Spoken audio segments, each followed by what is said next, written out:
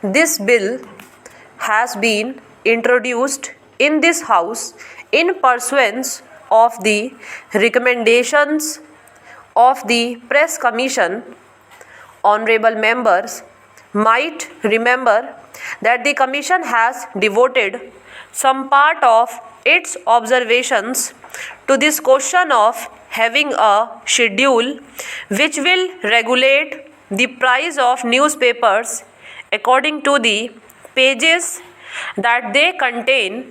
Some of the points that the Commission have made are relevant here and might help honorable members in considering the bill more carefully and also examining the grounds on which this recommendation has been so emphatically made by the Press Commission.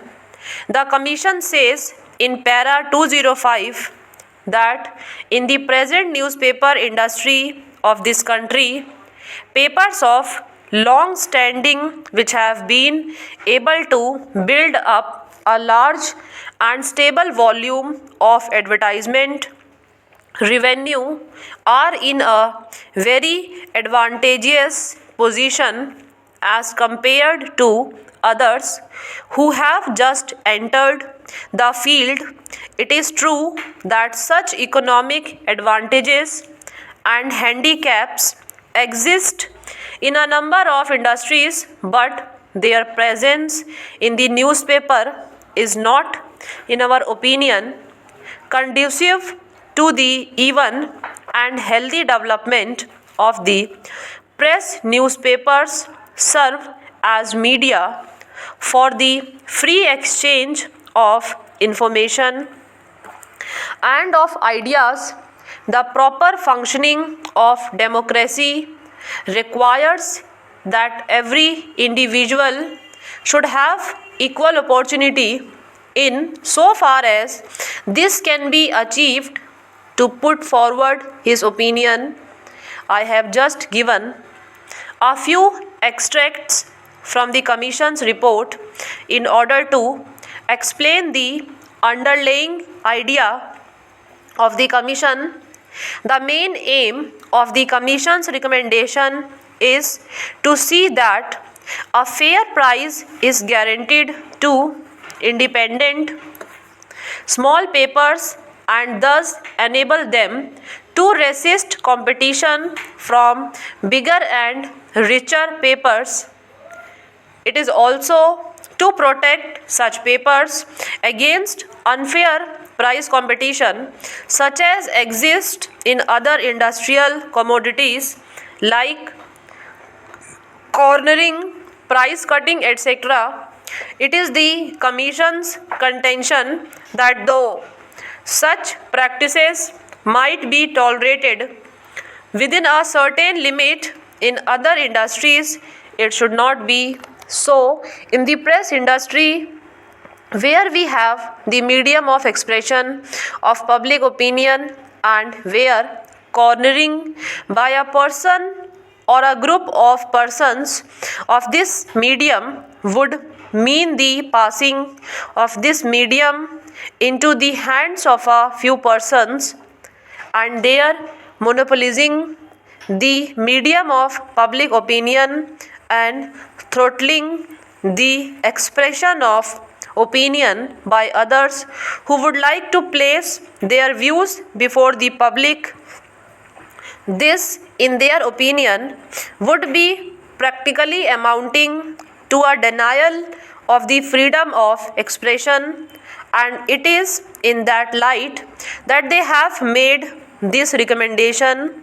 The Commission have said that they have examined many schemes as to how it would be possible to ensure the largest amount of freedom of expression, and they felt that this was probably one of the most effective ways by which we can ensure freedom of expression. I would like to hear to mention that when the Commission's report came out, the government had discussions regarding those recommendations, and the recommendation regarding price page schedules was also one of those important recommendations which were discussed with a number of organizations which were concerned with the newspaper industry. The All India Newspaper Editors Conference, the Indian Federation of Working Editors, Journalists, the Indian Eastern Newspapers Society, the Indian Language Newspapers Association, and also a large number of individual newspapers editors and profiteers were consulted. This discussion took place many times, and the pros and cons of the question were thoroughly discussed. We found that the majority of the members were very much in favor of some such legislation and restriction. There is no doubt that some of the papers were against it, but that was to be expected. Afterwards came the debate in Parliament on the Press Commission's report, and government found that in the discussion in both the houses there was a very strong opinion, I would say a strong majority opinion, that some such legislation on the lines of the recommendations of the Press Commission should be undertaken by the government. Here, I would like to mention one or two things regarding the question of the price page schedule and the pros and cons of the advantages or disadvantages of a schedule. The points in favor of the schedule might be considered briefly.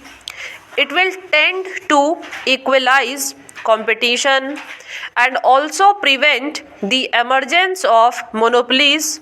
Secondly, it will also relax the control of big advertising interests on newspapers, and in that sense generally make them more independent.